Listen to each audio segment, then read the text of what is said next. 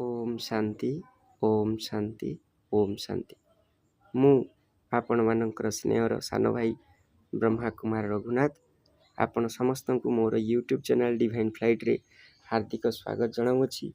मु आज स्वयं परमपिता परमात्मांकर मुरली को आपण मानक सामने उपस्थापन करने को जाऊँगी। तेणु आसतु समस्ते समय अतिबाहित न करी शुणा 11 जुलाई 2026 मुरली महावाक्य। परम पिता परमात्मा शिव बाबा महावाक्य रे आम पिला माननकु कहउचंती, मीठे बच्चे तुम्हें अपना चिंतन करना है, दूसरे का नहीं, क्योंकि ड्रामा अनुसार जो करेगा वह पाएगा। तेणु मीठा मीठा संतान मानक बाबा कहउचंती आमको निजर चिंतन करिवार अछि, निजर पुरुषार्थ की केमती बढ़ाइबा, निजे केमती स्व उन्नति करिबा, से सब विषय रे भगवान कहउचंती जे चिंतन करिवा उचित, कहार अन्य मानकर चिंतन करिवा उचित नुहे। परम पिता परमात्मा शिव बाबा परम शिक्षक रूप में आमको प्रश्न पचारुचंती, त्रिकालदर्शी बनने से आत्मा को कौन सी स्मृति आई? त्रिकालदर्शी बनिवा द्वारा आत्मा को क्यों स्मृति आसुची? उत्तर रे परम पिता बुझाई कहउचंती, आत्मा को स्मृति आई, हम असुल मूल वतन के निवासी इस ड्रामा में पार्ट बजाने आए हैं। हमने मुख्य एक्टर बन 84 जन्म का पार्ट बजाया। तेणु आमे ड्रामा रे मुख्य अभिनेता अटू, जे कि सत्यजुगर प्रथम रु कलिजुगर अंतिम पर्याय पर्यंत 84 जन्म नहीं था। अभी बाप के सम्मुख हैं, फिर साथ में घर जाएंगे। पावन बनकर घर जाना है, फिर सुखधाम में आना है। यह सारा खेल भारत पर ही बना हुआ है। यह सारी स्मृति त्रिकालदर्शी बनने से आ गई। जतबेले आमे त्रिकालदर्शी होचे, अर्थात निजको आत्मा रूप में चिन्ही परम पिता परमात्मा को जानी सृष्टिर चक्र को बुझुचे, सेतबेले त्रिकालदर्शी होचे। सृष्टिर आदि मध्य अंत को आमे जानी पारुचे। ता द्वारा कौन होची, सारा स्मृति आमर आसी जाउची। गीत है मरना तेरी गली में, मरना तेरी गली में, अर्थात मु बंचीबी भी आपणकर पाखरे आपणक सहित एवं मरिबी मध्य आपणक सहित, अर्थात हर पल हर संकल्प हर श्वास जैसे आप ही आप हो मेरे साथ। ओम शांति। यह गीत किसने गाया? बच्चों ने। क्या कहते हैं बच्चे?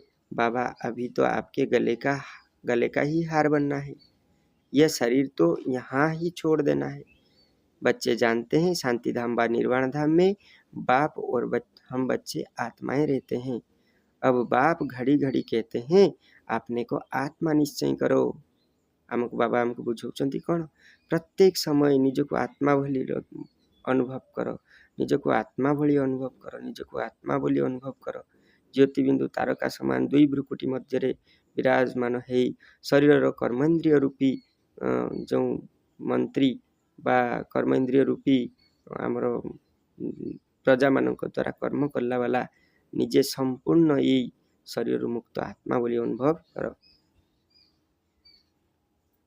तेणु बच्चे जानते हैं शांतिधाम निर्वाण धाम में बाप और हम बच्चे आत्मा ही रहते हैं।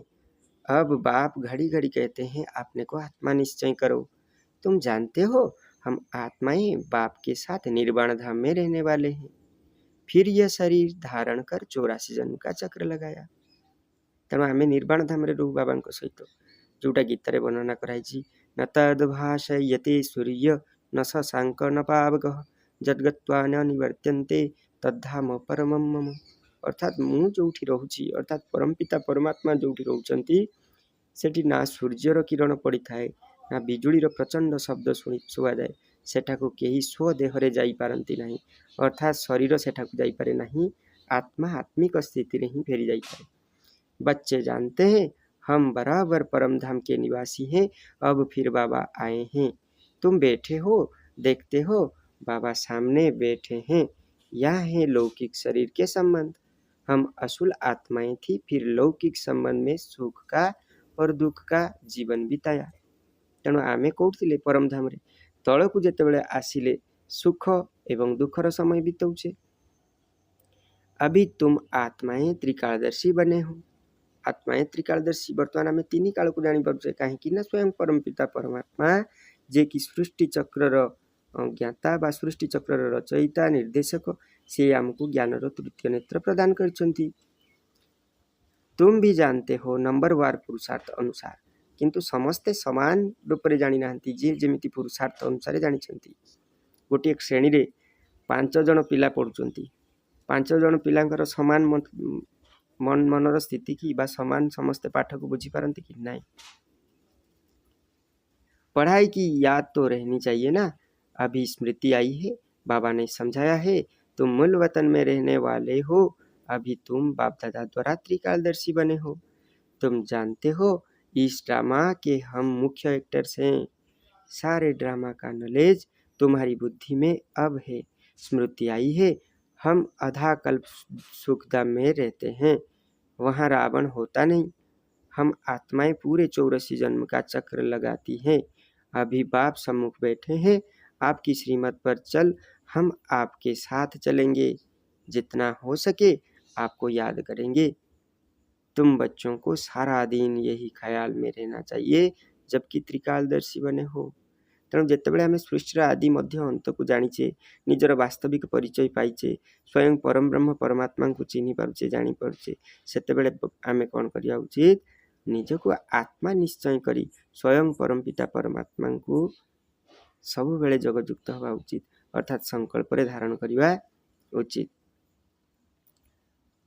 ऊंच ते ऊंच है भगवान, उनके साथ तुम बच्चे भी ऊंच ते ऊंच रहने वाले हो। अभी तुम बच्चों को घर की याद आई। हम पवित्र बन आपने परम धाम में जाएंगे। परम धाम घर में जाएंगे, सेठा को पवित्र न है तो कई फेरी जाई परिबे नहीं। कहीं स्वयं भगवानंकर जोटा निवास स्थान, से निवास स्थान को बिना पवित्र होई कई घर को फेरी परिबे नहीं। बाप शिव की पूजा होती है तो शालिग्रामों की भी पूजा होती है। बाप ही आकर आत्माओं को पावन बनाते हैं। आत्माओं को पवित्र बनाने वाला एक ही बाप और कोई बना ना सके। तेणु जोटी बाबांकर पूजा ही थाए सेठी पुओ मानकर मध्य पूजा होउछि, शिवंकर पूजा होउछि, तथा शालग्राम बा शालिग्राम जहाँ कुआ जाउछि तांकर मध्य पूजा होउछि। बाबांको छाड़ी तो आउ केही पवित्र बनै परिबे नहीं। सेतपय तांको कोन कुआ जाय, पाप कटेश्वर कहंती। पाप काटिले ही पवित्र हो। अभी तुम सारे ड्रामा के खेल को जान चुके हो, समझते हो भारत पर ही खेल बना हुआ है। तो अब तुम बच्चों को बाप सम्मुख बैठ समझाते हैं। हर एक जीव की आत्मा जानती है बाबा ज्ञान का सागर। तेणु स्वयं परम पिता परमात्मा आमको आसी बुझाउछंती, ब्रह्मांक शरीर रे प्रविष्ट है जे बाबा आसीचंती, जे कि स्वयं परम पिता परमात्मा आम समस्तंकर आत्मांकर पिता एवं सृष्टिर यही अंतिम समय घोर कलिजुग बा पुरुषोत्तम संगम जुग समय रे आमको गीता ज्ञान दवापाई अर्थात ज्ञान तृतीय नेत्र प्रदान करी ज्ञान जोग धारणा एवं सेवा द्वारा आमको शुद्ध पुत्र पवित्र करी दिव्य पद बा परम पद देवी देवतार पद प्राप्त कराइबा तांकर मूल लक्ष्य एवं उद्देश्य, जहाँकि गीतार मुख्य श्लोक रही गोटे, यदा यदा हि धर्मस्य ग्लानिर्भवति भारत अभ्युत्थानम् अधर्मस्य तदात्मानं सृजाम्यहं परित्राणाय साधूनां विनाशाय च दुष्कृतं धर्म संस्थापनार्थाय संभवामि युगे युगे। से श्लोक अनुसार स्वयं परम पिता परमात्मा ब्रह्मांक शरीर रूपी रथरे अवतरित है कुरुक्षेत्र रूपक समाज रे बा कुरुक्षेत्र रूपक कर्म क्षेत्र रे भारत भूमि उपरे यदा यदा हि धर्मस्य ग्लानि भवति भारत, तेणु भारत कथा कह जाय। तेणु अवतरित है आमको कौन कर पवित्र बनाउछंती। तो अब तुम बच्चों को बाप सम्मुख बैठ समझाते हैं। हर एक जीव की आत्मा जानती है बाबा ज्ञान का सागर है, उसको भक्ति मार्ग में बुलाते आए हैं और प्रतिज्ञा करते आए हैं, बाबा आप आएंगे तो जरूर हम आपकी मत पर चलेंगे। यह कोई लौकिक संबंध की बात नहीं, इटा कौन सी लौकिक संबंधर कथा नुहे। तुमको देही अभिमानी बन यह ख्याल रखना है कि हमको एक बेहद के बाप की श्रीमत पर चलना है। तेणु सबुबेले आमे निजको आत्मिक स्थिति रे रखी मन रे स्मृति रे सदा सर्वदा रखिबा जे हमको एक बाप कहीं ना एक ब्रह्म द्वितीय नास्ति एक बापांकर मत रे चलिबा उचित। तो उनकी ही मानना है, वो तो बहुत सहज समझाते हैं। तुम्हारा अब तीसरा नेत्र ज्ञान का खुल गया है, ज्ञान तृतीय नेत्र खोली जाइए। यह ज्ञान तुमको यहाँ है। मूल वतन में बाप और बच्चे रहते हैं। मूल वतन कहा कुआ जाउछि, जोटा परमधाम, शांतिधाम, निर्वाण धाम, ब्रह्मलोक, शिवलोक, परलोक, हाँ ताकू कुआ जाउछि। वहाँ यह किसी को पता नहीं रहता। अभी तुम बच्चों को बाप अपना अंत देते हैं। अभी तुम बच्चों को बाप अपना अंत देते हैं। वही ज्ञान का सागर है। और कोई सत्संगों में ऐसे नहीं कहेंगे कि बाप हम आत्माओं को पढ़ाते हैं। कौन सी सत्संग रे कथा कुआ जाई परिबो नहीं जे स्वयं भगवान आसी हमको पाठ पढ़ाउछंती। भगवानंकर गुण गारिमा करा जाए। भगवानंकर विभिन्न भक्ति मार्ग शास्त्र अनुसार देवी देवतांकर महिमा वर्णन करा जाई थाए, किंतु स्वयं परमपिता परमात्मा मुक्तिदाता से आसी कोठी पाठ पढ़ाती नहीं, परंतु यही प्रजापिता ब्रह्मा कुमारी ईश्वरीय विश्वविद्यालय माध्यम रे गीता ज्ञान प्रदान करी सारा विश्व रे सत्य एवं शांतिर जुग प्रतिष्ठा करने पे जाउछंती। तेणु वर्तमान गीता ज्ञान चालू अच्छी। स्वयं परम ब्रह्म परमात्मा आमको यही मुरली रूपक दिव्य गीता ज्ञान सुनाउछंती। यह तुम जानते हो, घड़ी घड़ी तुमको कहना पड़ता है देही अभिमानी बनो। आत्मा इस ड्रामा में एक्टर पार्ट बजाती है। हम आत्मा ने चोला लिया है। आत्मा कौन नहीं चोला माने शरीर नहीं, विभिन्न नर नारी शरीर नहीं कि तार रोल कर चलछि। वो एक्टर्स कपड़े बदलते हैं। तुम आत्माएं निराकारी दुनिया से यहाँ आकर यह शरीर रूपी चोला लेती हो। तेणु जेमिति यात्रा नाटक रे से माने एक्टर्स माने अभिनेता अभिनेत्री माने कौन करती विभिन्न प्रकार वस्त्र परिवर्तन करथांती, पिंधिथांती, रोल करथांती। आमे मध्य निराकारी दुनिया शिव बाबा पाखरु आसी एठी विभिन्न नर एवं नारीर शरीर नहीं अभिनय कर चलीचु। वो सिर्फ अपने कपड़े बदलते हैं। हम आत्माओं को बाबा फिर से आकर राजयोग सिखला रहे हैं। अब तुम बच्चे समझते हो बाबा आया हुआ है तो जरूर हम बाबा के मददगार बनेंगे, पवित्र बन और सारे भारत को पवित्र बनाएंगे। हमको श्रीमत पर ही चलना है। तेणु बाबा आसीचंती तबे आमे जानिचु कौन जे आमे पवित्र हेबा, मन वचन कर्म रे पवित्र हेबा, अन्य मानकु पवित्र हेबारे साहाय्य करिबा, बाट देखैबा एवं तांकर श्रीमत रो आधार रे चलिबा। श्रीमत कहती है बाप को याद करना है, जो करेगा वो पाएगा, जो करेंगे वो पाएंगे। जिन्होंने कल्प पहले पुरुषार्थ किया है वही करेंगे। अभी वापिस जाना है, इसलिए पुरुषार्थ कर पवित्र जरूर बनना है। तेणु एबे घर को फेरी जीवार बल। तेणु आमको समस्त हिसाब किताब सारी घर को फेरिबा को हबो। पहले पहले हम स्वर्ग में आए थे, फिर सीढ़ी नीचे उतरते आए। बाप समझाते भी भारतवासियों को है, भारत में ही आते हैं, याद भी भारत में करते हैं कि आकर हमें पावन बनाओ। तेणु शिव मंदिर कोठी बेसी देखा जाए, पृथ्वीर बहुत देश रही। तेणु ता मध्यरु केवल भारत भूमि रे ही एते शिव मंदिर देखा जाए।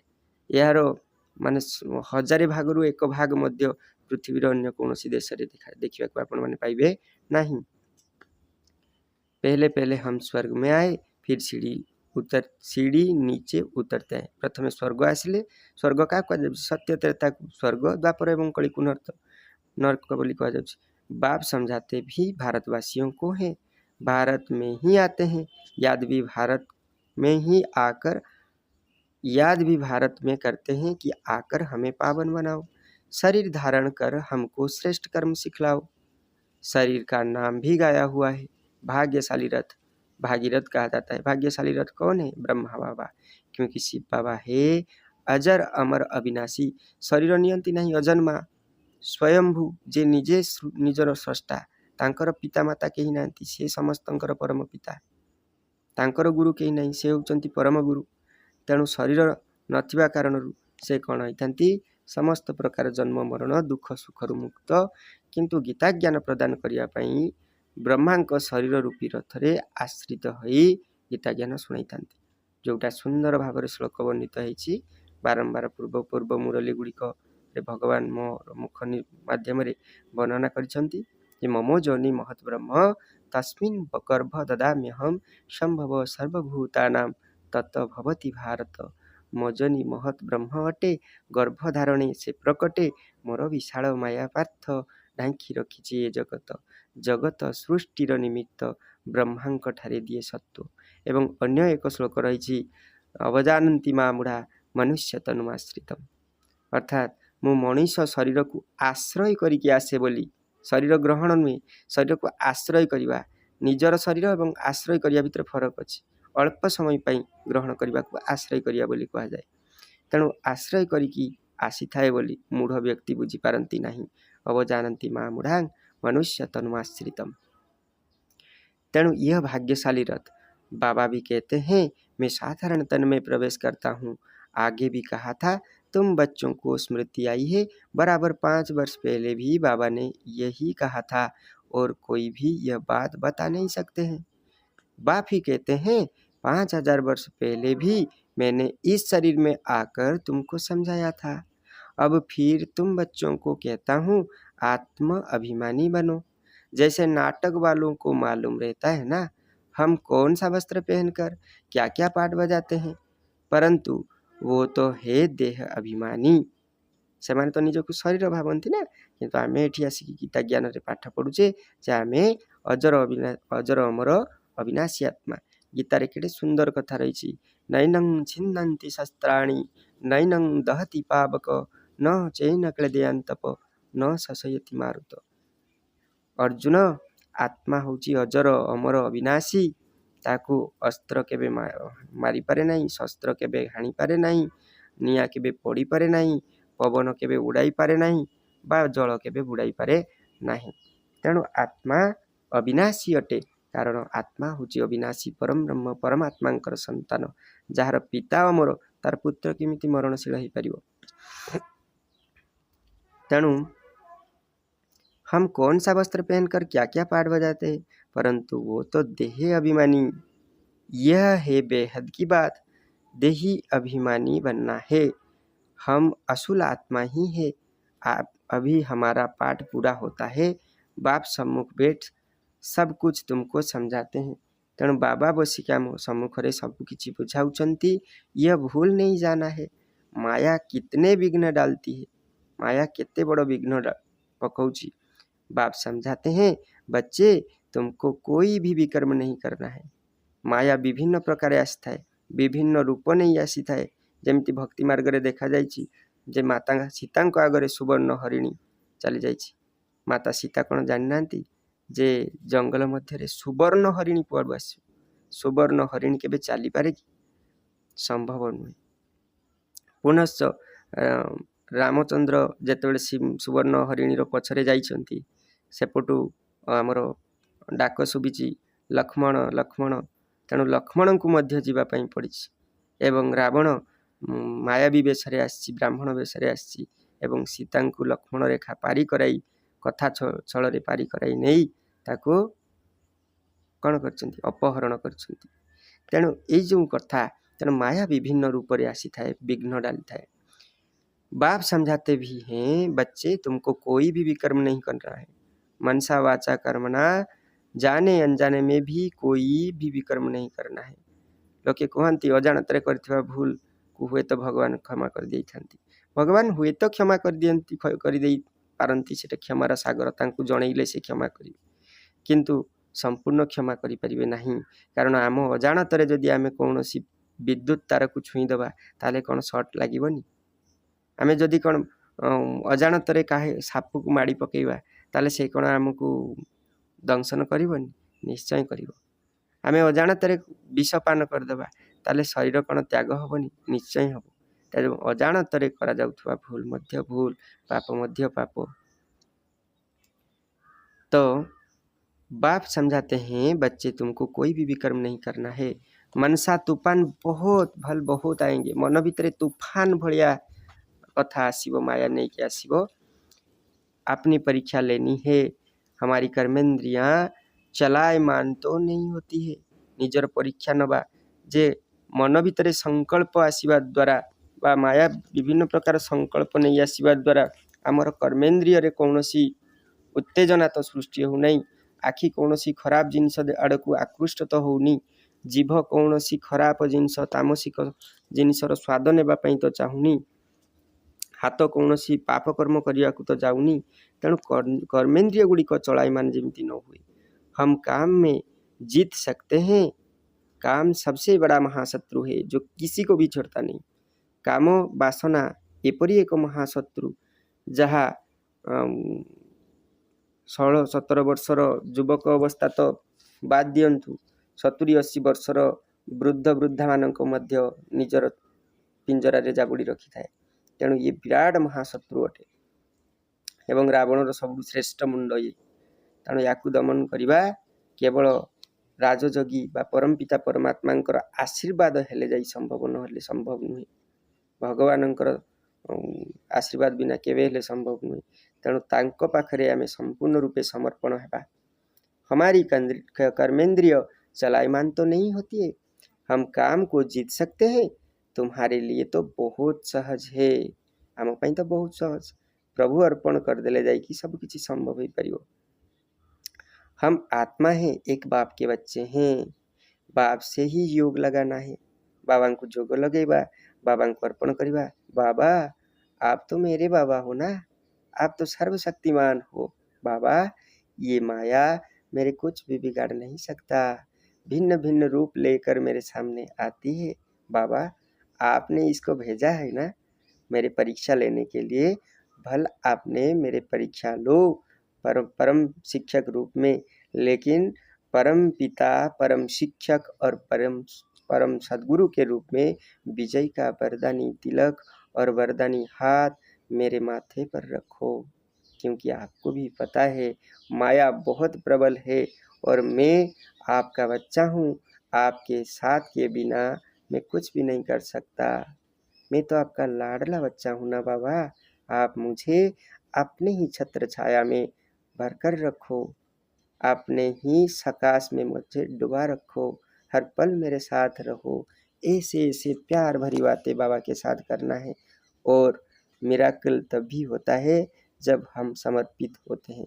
इसीलिए कहते हैं ना, जेकोसी आम भक्ति मार्गर मंत्र कही था, ओम श्री लक्ष्मी नारायण नम, ओम श्री जगन्नाथाय नम। तेणु आगे ठाकुर को देखु एवं तांको प्रणाम करूँ, किंतु शिवं पाखरे टिके ओल्टा ही थाए ओम नमः शिवाय। अर्थात आमे नमो अर्थात समर्पण प्रतीक। आमे समर्पण हेले जाई शिवाय अर्थात शिवंकर कृपा हब। तेणु सर्वधर्मान परित्यज्य मामेकं शरणं व्रज अहम त्वा सर्व पापेभ्यो मोक्षयिष्यामि मा शुचि। तेणु केड़े सुंदर भाव रे बाबा आमको बुझे चलचंदी।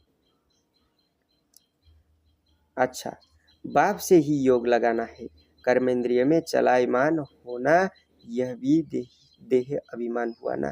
तेणु कर्मेंद्रिय जदि चलायमान होउछि, कर्मेंद्रिय मानक भितरे जदि उत्तेजना रहुछि, ताहले उत्तेजना बोइले जदि कौनसी चंचलता रहुछि, कौनसी विकारी जिनिस प्रति आकर्षित होउछि, आखि खराब देखिबा आड़कू, मुह खराब स्वाद बारिबा आड़कू, कान खराब कथा शुणिबा आड़कू इत्यादि इत्यादि आउ जो सब अंग प्रत्यंग आमर पांच कर्मेंद्रिय पांच ज्ञानेन्द्रिय तथा एगुड़िकर मुख्य होउछंती बा राजा होउछंती मन।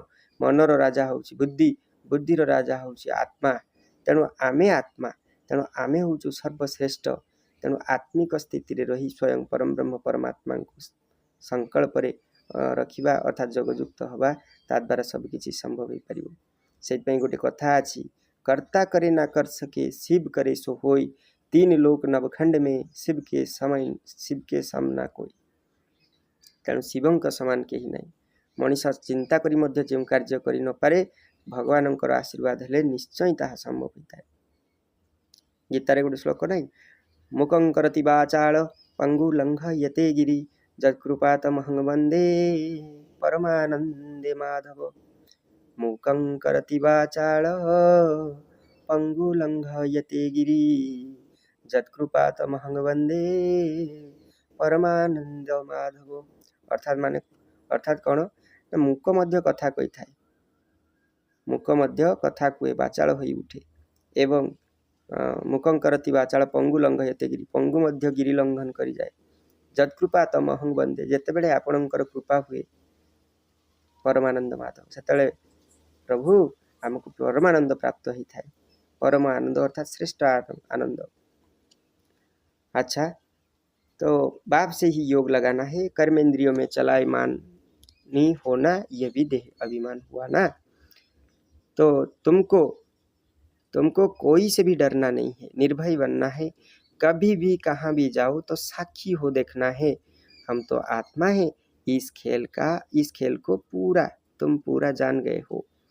ऊंचे ते ऊंच बाप है, यह बुद्धि में आया है, उनको बिंदी कहा जाता है। निराकारी दुनिया में आत्माओं का झाड़ है, बीज से झाड़ निकलता है, फिर नंबरवार पत्ते आते हैं, ऐसे यह भी ऐसे हैं। तो परमधाम रे मध्य आत्मा कल्पर उपरे सर्वाग्रे स्वयं परम ब्रह्म परमात्मा रही, जोटा आमर शास्त्र रे कहुई शून्य शून्य महाशून्य, शून्य मध्य निरंजन, निरंजन मध्य ज्योति, सो ज्योति परम ब्रह्म। अर्थात शून्य शून्य, यही शून्य आकाश को पारी हेले जो महाशून्य, महाशून्य मध्य निरंजन अर्थात परमधाम मध्य निरंजन जो ब्रह्म महतत्व कहुची, निरंजन मध्य ज्योति, तो ब्रह्म महतत्व जो लाली रंगर किरण ता मध्य जो ज्योति स्वरूप रही सो ज्योति परम ब्रह्म, से ज्योति होउचंती परम ब्रह्म, दीप ज्योति भली। तेणु आम पूजा बा संज देला बेले मध्य कही था, दीपं ज्योति परम ब्रह्म, दीपं ज्योति जनार्दन, दीपं ज्योति हरम पाप, संध्या दीप नमस्तुते। तेणु भगवान वास्तव स्वरूप होउचंती दीप ज्योति भली। तेणु मंदिर रे देखिथिबे शिवलिंग, तो शिवलिंग को कौन कहा जाए, ताहा दीप स्वरूप, तले शक्ति रही दीप स्वरूप, ऊपर को जहाँ उठी था लिंग स्वरूप, ताको लिंग बा प्रतीक स्वरूप से होउचंती परम ब्रह्म परमात्मा स्वरूप। सेथिपई त्रिपुंड उपरे नाली रंगर टीका दिया जाता है। अर्थात स्वयं परम ब्रह्म परमात्मा होउचंती सर्व गुणर सागर, शक्तिर सागर, ज्ञानर सागर, एवं त्रिपुंड होउची भगवान तीन काल को जानी, तीन त्रिकालदर्शी त्रिलोकीनाथ, तेणु तांको त्रिपुंड दिया जाता है। अच्छा, एबे आसंत आम मुरली मध्य को जीवा। तेणु बीज से ही झाड़ निकलता है, फिर नंबरवार पत्ते आते हैं, यह भी ऐसे हैं, यह भी ऐसे हैं। ऊपर में नंबरवार आत्माएं आती है, आत्मा प्रवेश कैसी करती है, निकलती कैसे है, यह कोई देख ना सके। आत्मा केतेबेले केमिति प्रवेश करुछि शरीर मध्य रे, केतेबेले पुणी बाहरी जाउछि, ताकू केही देखि परिबे नाही, कारण आत्मा को देखिबा पई आत्मार आत्मा दृष्टि दरकार होता है। इतनी छोटी बिंदी कितनी पावरफुल, उनमें सारी नॉलेज है। बाप ज्ञान का सागर है, जो तुमको बैठ समझाते हैं उनमें सारा ज्ञान है, यह भी उनका पाठ नूंधा हुआ है। तुम्हारी आत्मा में भी 84 जन्म का पाठ है। तुम दुख सुख का पाठ बजाते हो, दुख में बहुत तकलीफ लेते हो। बाप कहते हैं मैं तो पुनर्जन्म में नहीं आता हूँ, मैं तो पुनर्जन्म में नहीं आता हूँ।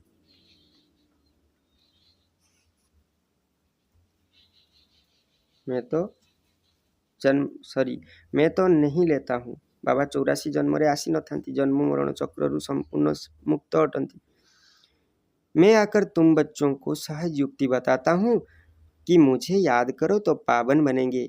आधा कल्प तुम काम चिता पर बैठे तमो प्रधान हो गए हो, तमो प्रधान बन गए हो। कामो चिता कामो वासनार चित्तारे बसी द्वापर एवं कली जुग रे आमे कौन हो जाइचु, संपूर्ण काले बन गए हैं।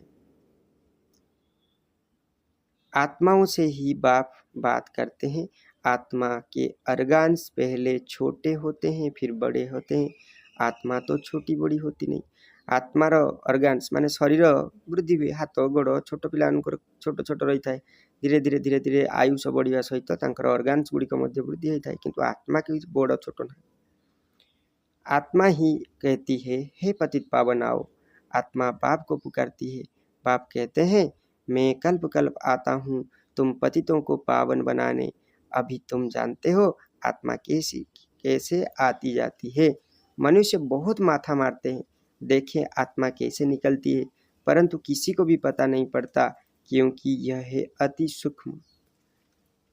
छोटी सी आत्मा में कितना पाठ है। जैसे बीज में सारा ज्ञान है, जेमती बट गछर मंजीटीए अति क्षुद्र सोरिष भलिया मंजीटीए, किंतु ता मध्य विशाल बट गछर संभावना लुचिकी थाए। वो तो बीज है जड़, वो तो बीज है जड़। बड़ का झाड़ होता है, बड़ का झाड़ होता है, उसका बीज कितना छोटा। मु कहू कहू बाबा कहले तेणु बट गछर जो झाड़ विशाल वृक्ष होता है तार मंजीटे केते छोट, उनसे झाड़ कितना बड़ा लंबा निकलता। कलकत्ते वाला बाढ़ का झाड़ कईयों ने देखा होगा। कलिकता रे गोटे जो बड़ बट गछ रही, बहुत बड़, बहुत वयस्क गछ, बहुत बड़ गछ, ताकू आमर कौन से कहती बोटानिकल गार्डन रे तार रही, बहुत बड़ा झाड़ है। अब उनका फाउंडेशन सारा सड़ गया है, तो तार मूल वर्तमान सारा नष्ट हो जाइए। बाकी झाड़ खड़ा है, किंतु झाड़ वर्तमान छिड़ाई। अभी यह भी ऐसे हैं, देवता धर्म का फाउंडेशन है नहीं, झाड़ की भी अब जड़ी भूत अवस्था।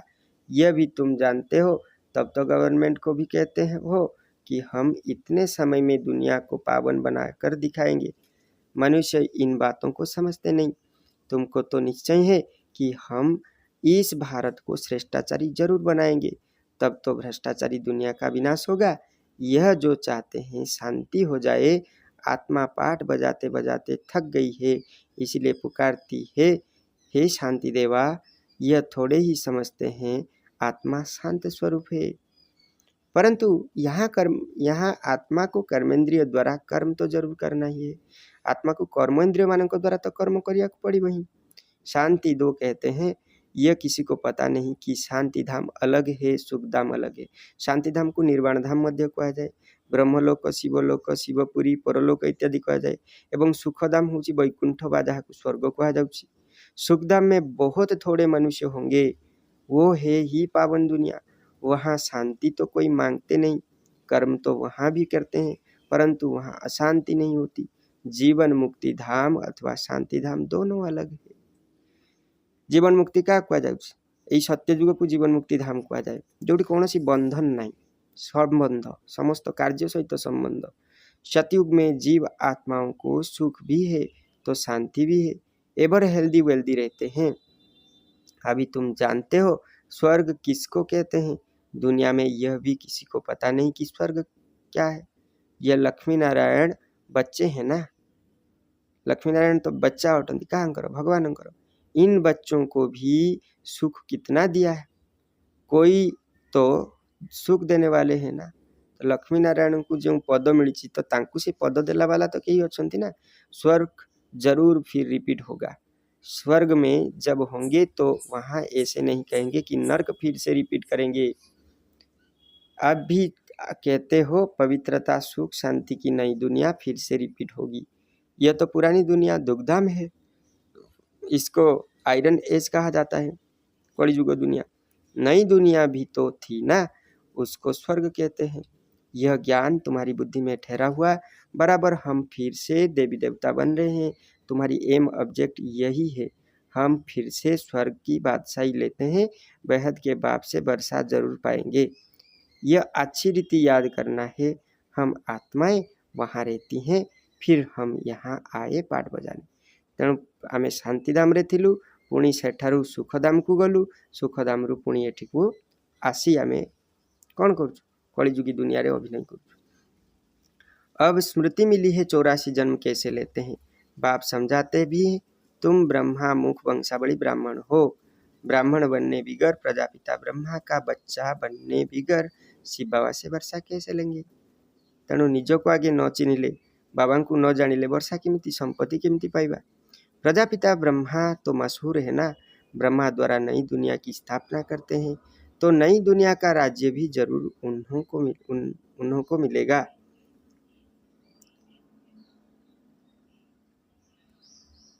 मिला होगा।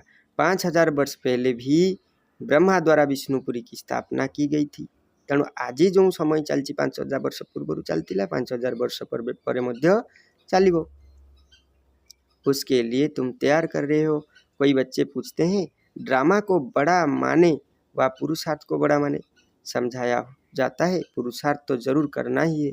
पुरुषार्थ बिगर प्रारब्ध कैसे मिलेगी? कर्म न करी फल केमती मिलियो? पुरुषार्थ करना है, पुरुषार्थ करना है।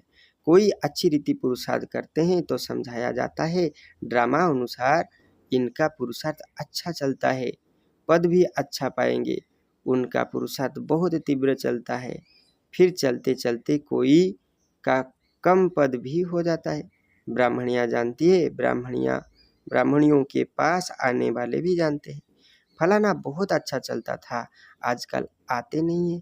कहते हैं हमारी बुद्धि में पता नहीं क्यों नहीं बैठता, बाबा को हम याद ही नहीं कर सकते हैं, बस हम नहीं चल सकेंगे, बड़ी मंजिल है, ऐसे ऐसे लिख देते हैं। मूल बात है ही निर्विकारी बनना। तेणु मूल कथा हूँ निर्विकारी बनवा, कारण ये दुनिया संपूर्ण विकारी। ये विकारी दुनिया रे निर्विकारी हेले जाई अधिकारी पद प्राप्त हो। जो समय समस्ते राति शोई थांती सही समय जड़े बसी परिश्रम करी पाठ पढ़े एवं से ही तार सुनार भविष्यत गढ़े एवं सबु राति से खुशी रे शुए एवं जे आज खुशी रे शोची ताकू सबु राति चई काम करिया को पड़ी थाए। तेणु समय को तो काम रे लगे पड़ो, पुरुषार्थ निश्चय करने पड़ो, कहीं शोइबा पुअर भाग नहीं। मूल बात ही है निर्विकारी बनना। विकारों को छोड़ना बड़ा मुश्किल है। तुम जानते हो ड्रामा अनुसार कल पहले मिसल इनकी ऐसी अवस्था चली आ रही है। अच्छा, तेणु विकार को छाड़िबा बहुत बड़ कथा, किंतु भगवान के पाखे जदि अर्पण करी श्रीमत आधार रे तांकर राय नहीं चलिबा ताहले अति सहज। तो सबुठु प्रथम कथा होची आत्मा परिचय पाइबा, निजको आत्मा बोली अनुभव करिबा, परम पिता परमात्मा को अनुभव करिबा। अनुभव बिना कौन सी जिनिस असंभव नुहे। जमिति जड़े मीठा खाई, मीठार स्वाद पाई तो पुनर्बार से मीठा खाइबा को चेष्टा करिवो। तेणु ज्ञान जिनसटी को जदि बुझीथिबो, निजको आत्मा बोली अनुभव करिथिबो, इंद्रिय अनुभूति जे इंद्रिय द्वारा जमिति आमे गोटे जिनसर अनुभव करथाउ, आखि द्वारा कौन सी देखी जिनस देखी खुशी होइथाउ, सेमिति अंतर्दृष्टि परम ब्रह्म को देखिबा, तांकर रस्वास्वादन करिबा। रस्वास्वादन करिया माने से जो सुख शांति आनंद प्रेम पवित्रता शक्तिर रस आस्वादन करने द्वारा निज भितर जो गभीर अनुभूति होता है, से अनुभूति स्वतंत्र रूपे गोटे हृदय स्थान कर रही है एवं माया सहित युद्ध करने माया सहित लड़ीबार ताकत जोगी है। अच्छा, मीठे मीठे सीखी लद्दे बच्चों प्रति माता पिता बाप दादा का याद प्यार और गुड मॉर्निंग। रूहानी बाप की रूहानी बच्चों को नमस्ते। हम रूहानी बच्चों की रूहानी बाप दादा को भी पद्मा पदम गुना याद प्यार, गुड मॉर्निंग और नमस्ते नमस्ते नमस्ते। ओम शांति। धारणा के लिए मुख्य सार, पहला पॉइंट है इस बेहद के खेल को साक्षी हो देखना है, कोई से भी डरना नहीं है, निर्भय बनने के लिए मैं आत्मा हूँ, यह पाठ पक्का करना है। तेणु मु आत्मा, मु अजर अमर अविनाशी, स्वयं परमपिता परमात्मा मोर पिता, तेणु क्या डरिबार आवश्यकता नहीं। सेकेंड पॉइंट में बाबा कहते हैं अपनी जांच करके स्वयं की परीक्षा लेनी है। कोई भी कर्मेंद्रिय चलायमान तो नहीं होती है, तो निजर जांच करवा एवं परीक्षा नवा जे मोर कौन सी कर्मेंद्रिय तो चलायमान होनी, चंचलता ता भितर प्रवेश करूनी, तो काम विकार पर विजय पाई है, काम विकार को मु विजय पाई, तो काम विकार पर जीति पाई, तो देही अभिमानी कहाँ तक बने हैं, निज को देही अभिमानी केते पर्यंत आमे बनईचे, ये सब आत्म संयम आत्मनिरीक्षण बिना कौन सी जिनस संभव नुहे। मन जाने पाप, तेणु मन को पचारतु, मन को संकल्प दे देखंतु जे केते पर्यंत पवित्र है। वरदान एक बाप की स्मृति से सच्चे सुहाग का अनुभव करने वाले भाग्यवान आत्मा भव। विस्तार है, जो किसी भी आत्मा के बोल सुनते हुए नहीं सुनते, किसी अन्य आत्मा की स्मृति संकल्प व स्वप्न में भी नहीं लाते, अर्थात किसी भी देहधारी के झुकाव में नहीं आते, एक बाप दूसरा ना कोई, इसी स्मृति में रहते, उन्हें अविनाशी सुहाग का तिलक लग जाता है। हाँ जेमिति ଯେତେବେଳେ କୌଣସି ଆତ୍ମାର କଥା ଆମେ ଶୁଣି ମଧ୍ୟ ଶୁଣୁନୁ, କୌଣସି ଅନ୍ୟ ଆତ୍ମାକୁ ଆମେ ସଂକଳ୍ପରେ ମଧ୍ୟ ଚିନ୍ତା କରୁନୁ। ଯେମିତି ପତିବ୍ରତା ମାନେ କ'ଣ କରିଥାନ୍ତି, କେବଳ ନିଜ ସ୍ୱାମୀଙ୍କ ଛଡ଼ା ଆଉ କାହାକୁ ଚିନ୍ତା ମଧ୍ୟ କରନ୍ତି ନାହିଁ। ତ ଠିକ୍ ସେମିତି ଭଗବାନ କହୁଛନ୍ତି ଏକ ବାପ ଦୁସରା ନା କୋଇ, ଏକ ବାବାଙ୍କର ମତ ଶ୍ରୀମତ ଅଟେ। ତେଣୁ ସେଇ ଶ୍ରୀମତ ଆଧାରରେ ଚାଲ। एक बाप दूसरा ना कोई इस स्मृति में रहते हैं, उन्हें अविनाशी सुहाग का तिलक लग जाता है। ऐसे सच्चे सुहाग वाले ही भाग्यवान। तेणु सच्चे सुहाग वाले अर्थात जो मैंने भगवानंकर द्वारा सुहाग प्राप्त बा तिलक प्राप्त होइछन्ति, भाग्यवान आत्मा भाव चिन्हित होइछन्ति, भाग्यवान हबार भाग्यवान तिलक प्राप्त होइछन्ति, सेही भली भाग्यवान आत्मा हुओ। स्लोगन, आपने श्रेष्ठ स्थिति बनानी है तो अंतर्मुखी बन फिर बाह्य मुख्यता में आओ। निजर श्रेष्ठ स्थिति बनैबा पई चाहुछ तेबे प्रथमे अंतर्मुखी हुओ। निजको पचार मो भितरे कौन भूल त्रुटि रोची, दोष त्रुटि रोची, तापरे बाह्य मुखता हबा। ये अव्यक्त इशारे ज्वाला स्वरूप स्थिति में रह शक्तिशाली याद का अनुभव करो। जैसे अग्नि में कोई भी चीज डालो तो नाम रूप गुण सब बदल जाता है, ऐसे जब आपके याद के लगन की अग्नि में पड़ते हो तो परिवर्तन सहज हो जाता है। मनुष्य से ब्राह्मण बन जाते हो, फिर ब्राह्मण से फरिश्ता सो देवता बन जाते हो। तेणु लुहा सरी जमीती अग्नि रे पड़ा द्वारा कौन सी जिनिसर तार नाम रूप गुण सब किसी बदली जाए। लुहा को मध्य से पोड़ी पुणा तरल कर दे थाए, बा साधारण लुहा को पड़ी तार रंग आकृतिर परिवर्तन हो जाए, ताकू आमे जेकोसी वस्तु रे परिणत करि पारथाउ। ठीक से बड़ी आमे परमात्मा रूपी याद द्वारा परमात्मा याद रूपी अग्नि रे परमात्मा जगजुक्त ही आमे मनुष्य रु ब्राह्मण, ब्राह्मण रु फरिश्ता, फरिश्ता रु देवता होचे। लगन की अग्नि से ऐसे परिवर्तन होता है जो अपनापन कुछ भी नहीं रहता। तेणु मोर निजर बोली किछि रहु नाही, मोर पण छाड़ी जाउछ, सब किछि तांकर, मोर मोर कही मरिबा अपेक्षा तांकर तांकर बा तार तार कही तरी जिबा उचित। कारण वास्तव में संसार रे किछि बोली जिनस आमर नहीं। इसलिए याद को ही ज्वाला रूप कहा जाता है। तेणु बाबा को याद अर्थात बाबा स्मृति ही ज्वाला स्वरूप बा ज्वालार रूप अटे, जहा द्वारा विकर्म भस्म ही थाए। आमे मनुष्य रु ब्राह्मण, ब्राह्मण रु देवता, ब्राह्मण रु फरिश्ता, फरिश्ता रु देवता हो। अच्छा, ओम शांति, ओम शांति, ओम शांति। आपण माने ये मुरली को निजर प्रियजन मान को शेयर करंतु। मोर यूट्यूब चैनल को सब्सक्राइब करने सहित बाबा को प्रतिटी समय रे आपण माने स्मृति रे रखी निजर मन कर्म वचन को श्रीमत आधार रे परिचालित करंतु। निजको शुद्ध पुत्र एवं सच्चा ब्राह्मण रो परिणत करंतु, परिचय प्रदान करंतु। कारण सच्चा ब्राह्मण बने बिगर कोई भी देव प्राप्त नहीं कर सकता। सच्चा ब्राह्मण नहेले केही देव पद प्राप्त करि परिबे नहीं। अच्छा, ओम शांति।